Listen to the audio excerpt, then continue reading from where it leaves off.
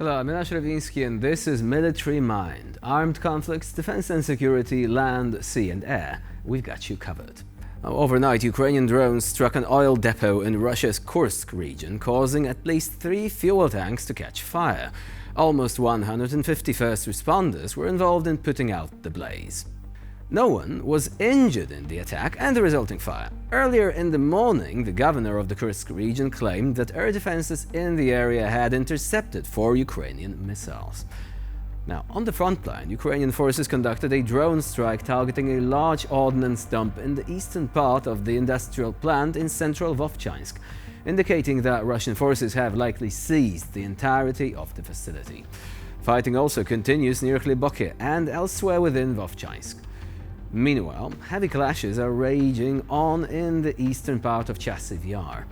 Russian forces are focusing their heaviest assaults near Ukraine's strategic eastern city of Pokrovsk, Kiev said on Monday, as Moscow is bearing down on a key Ukrainian supply route. To the northeast of the city, Russian troops have advanced even closer to the strategic road. Russia's defense ministry has said that its forces had also taken the villages of Prokhes, Yevhenivka and Vovche. All 3 settlements lie in the east of Pokrovsk. Moreover, Ukrainian forces said Russian troops have begun attacks in the direction of Hyliaipolye in Zaporizhia region after a long pause, and from 2 different fronts at that. The General Staff of Ukraine has also said that Russian forces are making attempts to dislodge Ukrainian troops from positions in the Orikhiv and Hyliaipolye directions. Now, to open today's episode, watch as FPV kamikaze drones deliver precise and devastating strikes on Russian infantry in the village of Progress in the Donetsk region. The first strike wounded multiple Russian soldiers, and the follow-up second tap sealed the deal. This intense and strategic use of modern technology showcases the relentless effectiveness of Ukrainian forces in their defense operations.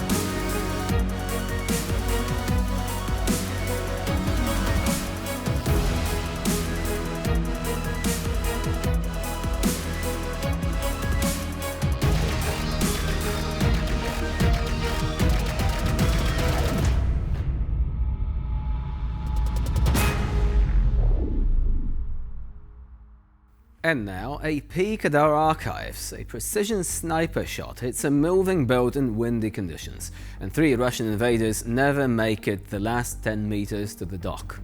It is a stunning display of ultimate marksmanship, illustrating the lethal efficiency of Ukrainian forces in even the most challenging conditions.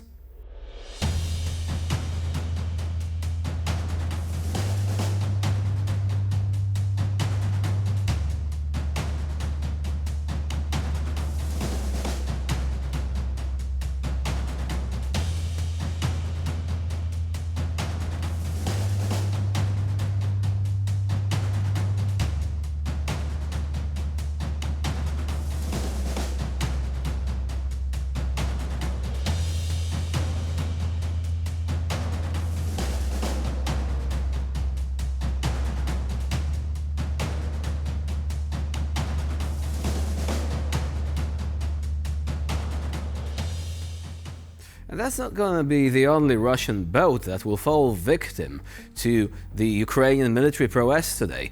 Watch as a drone patiently stalks a Russian boat near the city of Oleshki in the Kherson region. The pilot waits for the perfect moment and finally finds it when the boat pauses and Russian soldiers begin loading supplies. With enough of them gathered within striking distance, the drone makes a drop, with the munitions sailing down for maximum damage.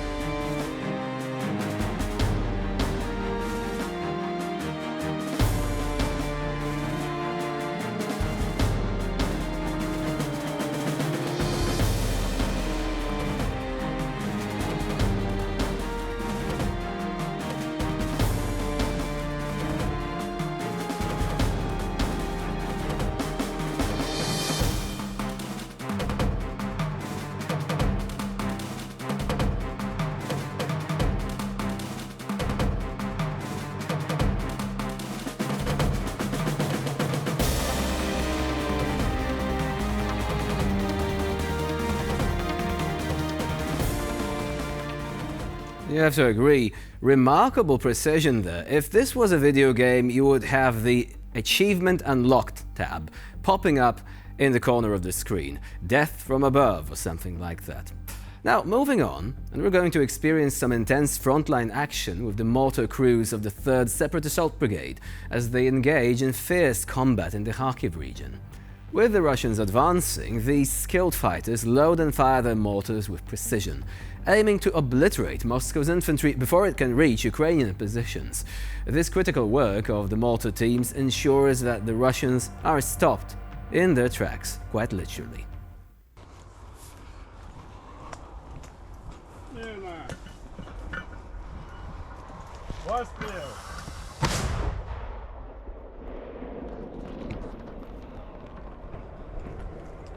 Марат біжить з міною, уливочку там, хоп. Давай, делай дождь. Смена! Пострел! Ты мне это, я тебе. Чекаем. Плюс.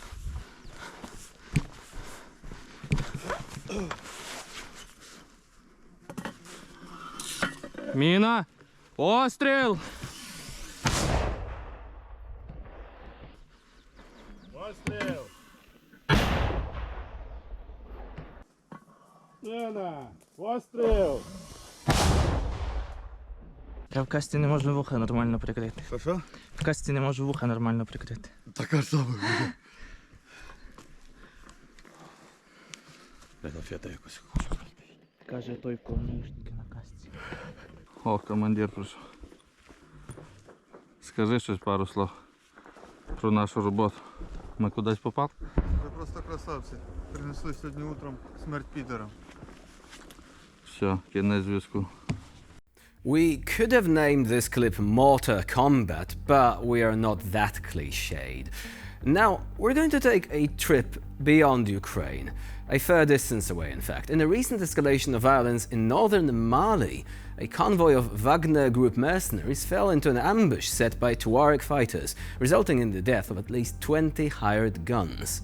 Among the reported casualties is Nikita Fedyonin, 31 years old, the administrator of the pro-Wagner Telegram channel known as the Grey Zone. The claim was put forward by the Russian private military company Russich. Yes, the infamous Russich, you might have heard of them. Now, Fedyonin's involvement with Grey Zone was not previously disclosed. The last post on the channel, which has over 500,000 subscribers, is dated the 23rd of July. According to reports, one Wagner fighter feigned death but was discovered.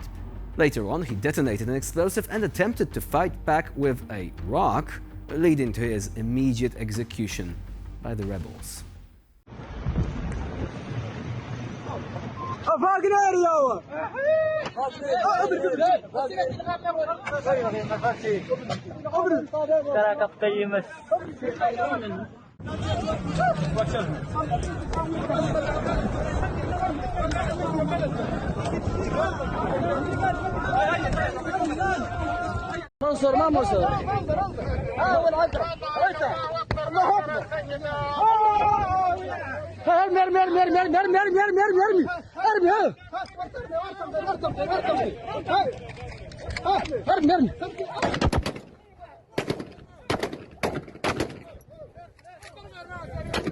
And with this violent denouement, we end this episode of Military Mind.